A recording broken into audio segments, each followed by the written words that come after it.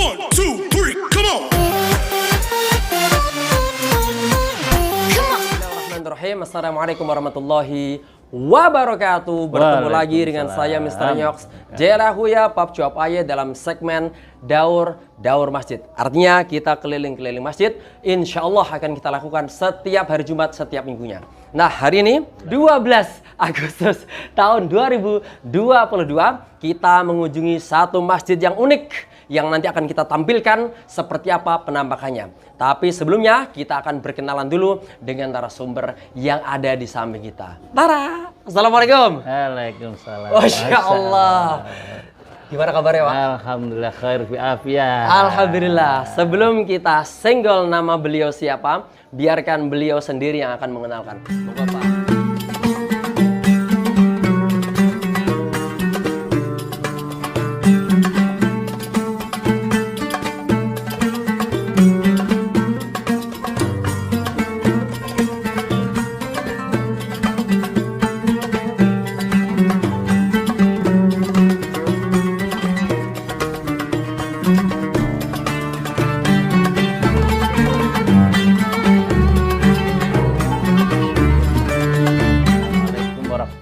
Waalaikumsalam warahmatullahi wabarakatuh. Pemirsa, perkenalkan nama saya Muhammad Komar.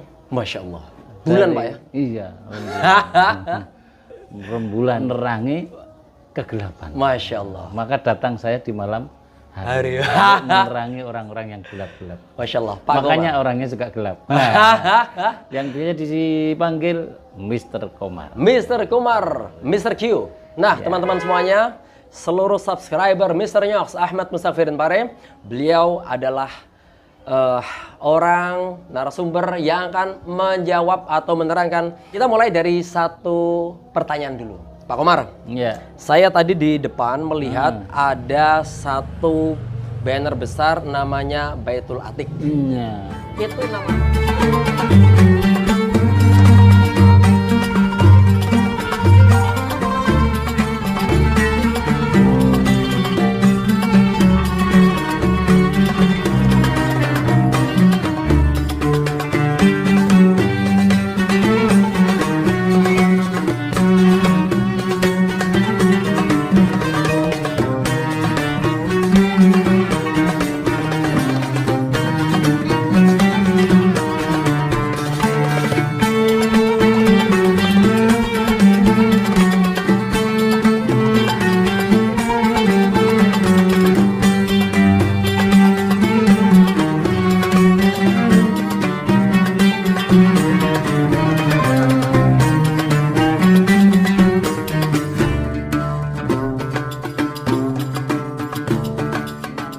Oh, nama masjid ya? Masjid. Pertanyaan Baitul kedua. Atiq. Kenapa dinamakan Baitul Atiq?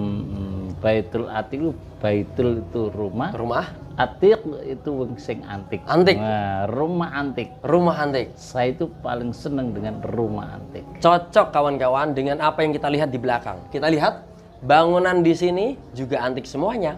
Itu juga identik dengan kata Atiq. Atiq. Masya Allah, Masya Allah. Dan Pak Komar bisa bercerita sedikit di awal pembangunan masjid ini kenapa sampai sekarang keren gitu ya?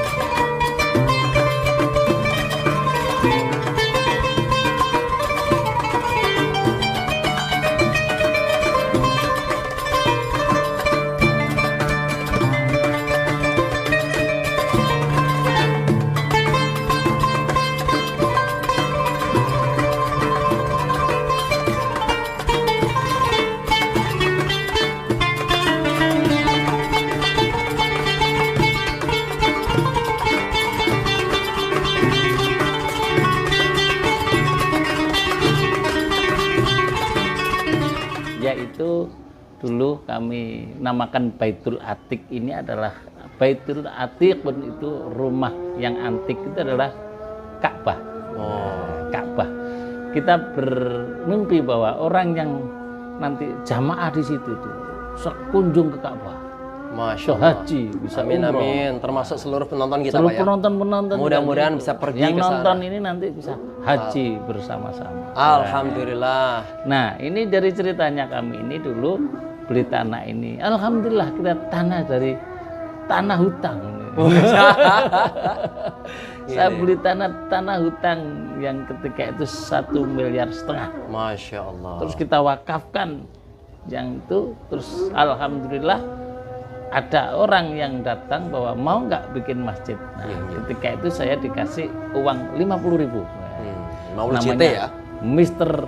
Panji. Oh, Masya Allah. Ustadz Panji. Ya, Jadi tetangga masjid saya. ini ada kaitannya dengan wakaf ya, harta Iya, wakaf dari harta orang wakaf lain ya. dari orang lain, dari tanah kami yang kita wakafkan, kemudian dikasih orang modal 50 juta di situ.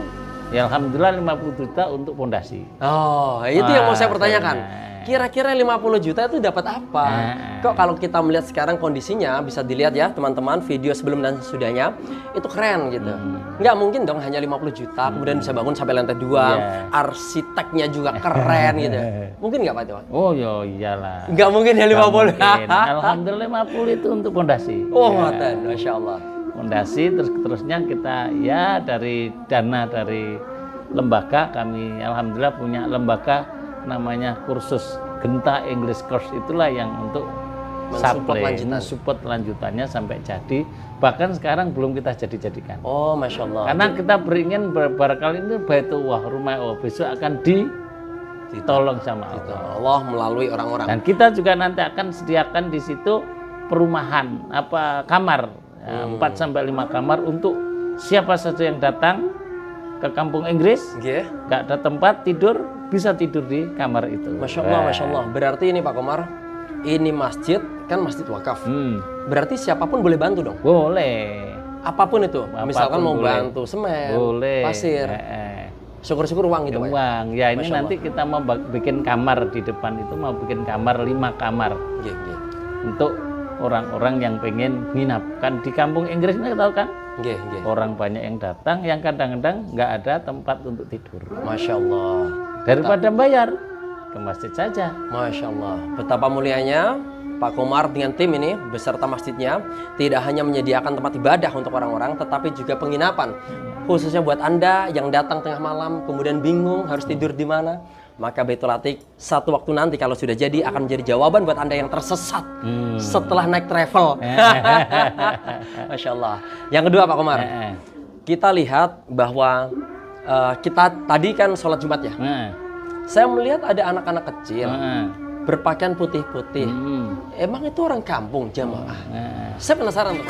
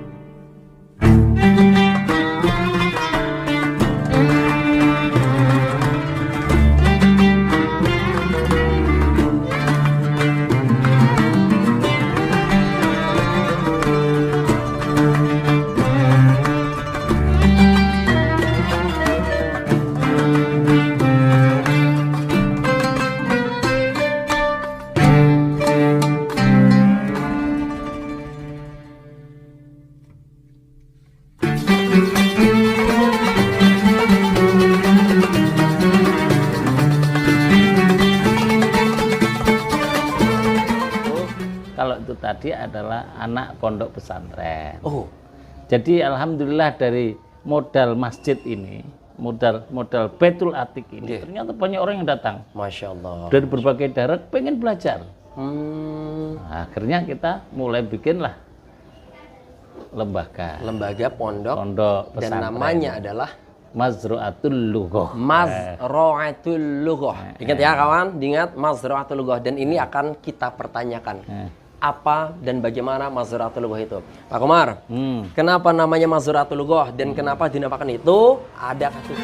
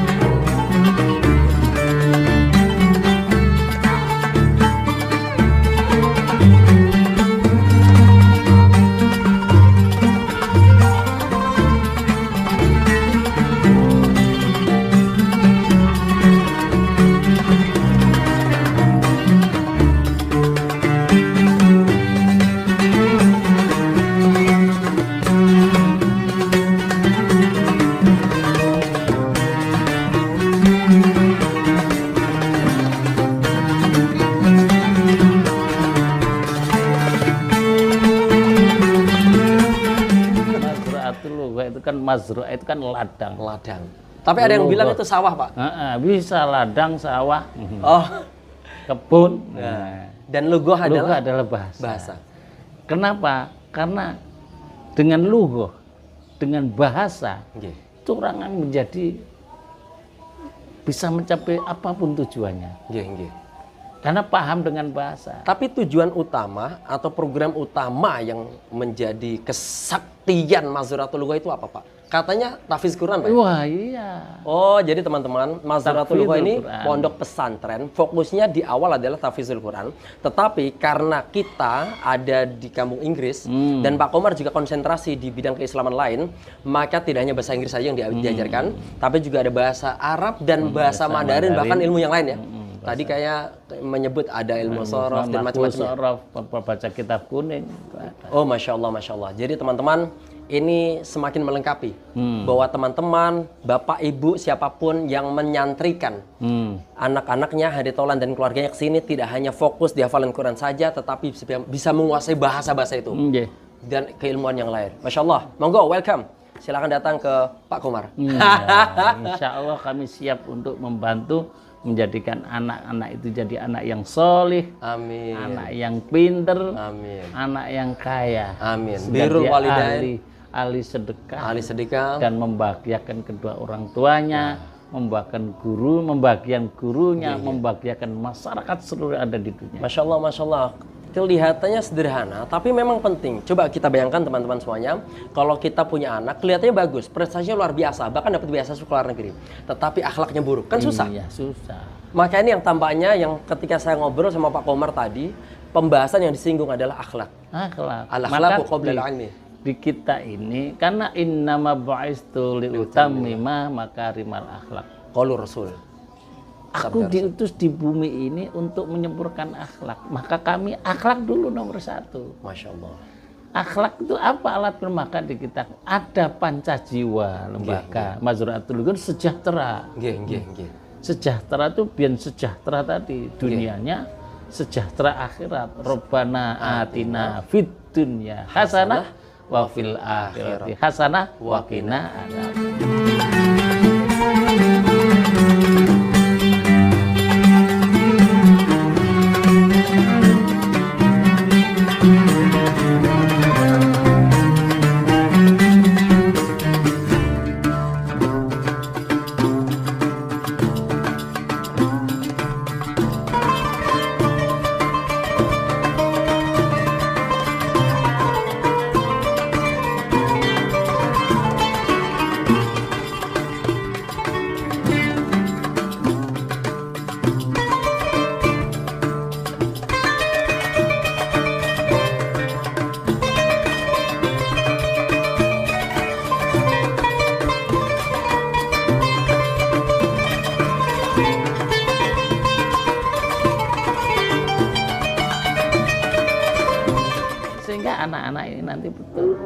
Maka dari itu ada kuncinya apa? Kita harus sederhana.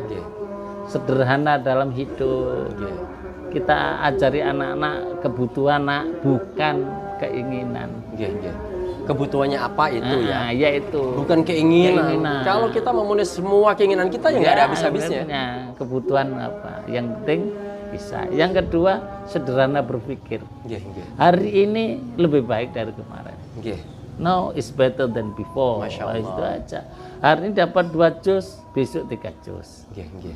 Saat ini kita bisa bersedekah 100.000, besok 150. Itulah sederhana. Terus jujur. Nah, ini harus jujur kita. Di semua tersistem di sini. Kejujuran. Terus kemudian akhlak mulia. Akhlak mulia di sini adalah ada yang namanya kedisiplinan, tanggung jawab, santun, semangat baca dan tulis. Maka di sini di pondok ini tidak ada namanya hukuman, nggak ada. Yang ada hadiah. Wow. Hadiah karena tahaddu tahabbu. Masya Allah. Berhadiah-hadiahlah engkau, maka akan ada timbul kasih sayang. Masya Allah. Di pondok kami anak melanggar nggak apa-apa, tapi saya kasih hadiah istighfar.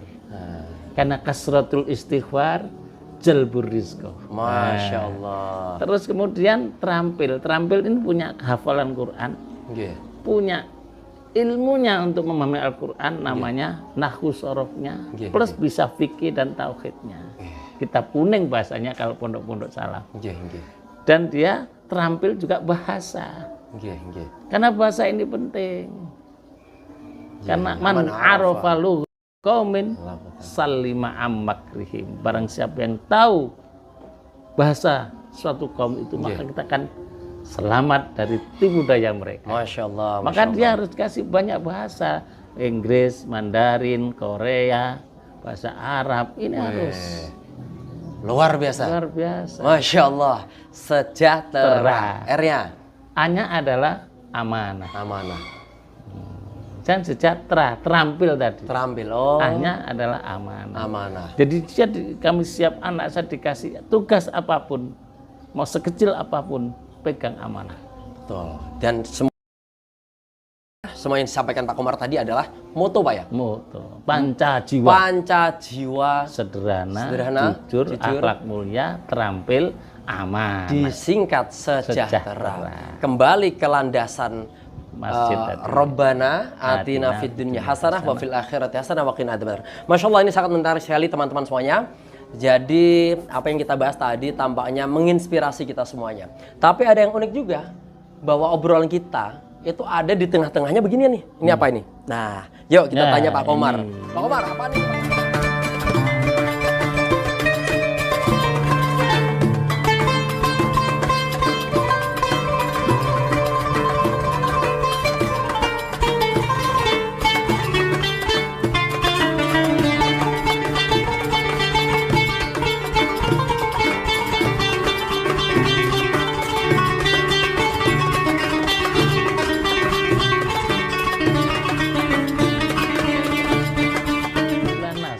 Gula nas. Gula untuk orang-orang diabetes. Masya Allah, Masya Allah. Coba teman-teman, nanti kita zoom.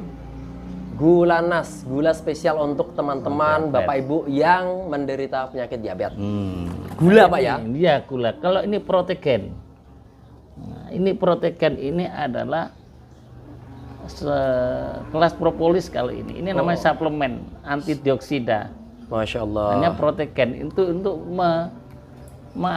protein. Daya tahan tubuh biar naik. Berarti imunitas, Pak. Imunitas. Ya. Tapi untuk orang diabetes juga bisa, Pak? Diabetes bisa. Dan bagaimana mudahnya ini untuk dikonsumsi? Apakah bisa diteteskan di kopi? Diteteskan di kopi, Masya Allah. di teh. Kalau nggak bisa, lah ini di kopi tadi tak. Masya Allah, tadi ini juga ditetesin sama Pak Komar. Bismillahirrahmanirrahim. Ini untuk kalau nggak orangnya kena gagal ginjal, berarti itu bisa diteteskan di makanan. Oh, makanan pun bisa? Bisa. Minuman bisa? Minuman. Bahkan saya dengar luka-luka bisa langsung ditetesin. Ditetesin, insya Allah. Lukanya orang diabetes itu kalau ditetesin, insya Allah. Nah, teman-teman semuanya, kalian pasti penasaran ya, kenapa di-endorse gitu ya? Kenapa diobrolin padahal ngomongin masjid? Iya, karena ini ada sisi positif ketika Pak Komar bisa menjual ini? Buat apa Pak keuntungannya Pak? Keuntungannya untuk memberi beasiswa anak-anak yatim piatu, anak duafa, fakir miskin. Oh Masya Allah, berarti yang mondok di sana tadi itu juga boleh ya dari anak yatim piatu ya? Iya. Dan itu ditarik biaya nggak? Enggak, ya sudah ada biaya dari teman-teman, Protegen ini. Ini adalah produk Masya Allah, di mana keuntungan dari penjualan ini bisa membiayai anak-anak yang ini adalah ekstrak dari tebu yang sudah dikasih asma Al-Quran. Masya Allah. Karena di sini setiap hari anak-anak baca Al-Quran tidak kurang dari 6 juz. Masya Allah. Setiap hari Pak ya? Setiap hari. Mulai tahajud seperempat, habis tahajud setengah juz, duhanya seperempat juz, setelah itu 5 juz. Setiap minggu khatam, setiap minggu khatam. Masya Allah, Masya Kemudian Allah. kalau mau minum ini ya gitu, jangan libatkan Allah. Nah ini yang penting, yang mau saya tanya, apakah hanya sekedar ditetes atau ada suwuk-suwuknya Ya, Pak? ada suwuknya. Karena kullu da'in dawa wa dawa'uhu al-yaqin. Masya Allah. Setiap penyakit itu ada obatnya. Dan obatnya adalah yakin pada Allah. Allahu somad. Allah tempat bergantung. Maka kalau mau minum ini, teteskan. Tetesan. Bismillahirrahmanirrahim. Berarti seperti gini Pak ya, ini diputer, puter, seret tetes, di dalamnya ada ini ya kawan. Kemudian dari ujungnya ini lentur nih, ini elastis. Yang kalau dipencet itu langsung turun. Nah, begitu tetes sudah netes sambil baca Fatihah. Yeah. Setelah Fatihah baca sholawat 3 kali. Yes. Habis diminta ya Allah dengan barokahnya Fatihah dan sholawat ini engkau jadikan obat untukku. Insya Allah. Ini yang terpenting. Insya Allah mau diabetes, gagal ginjal, orang kena apa itu stroke, kemudian orang yang sehat ini juga untuk ibu-ibu yang gendut boleh. Ini untuk diet. Olahragawan kepengen sehat pakai ini. Ini baik orang sehat maupun orang sakit, insya Allah sip. Protegen namanya ya.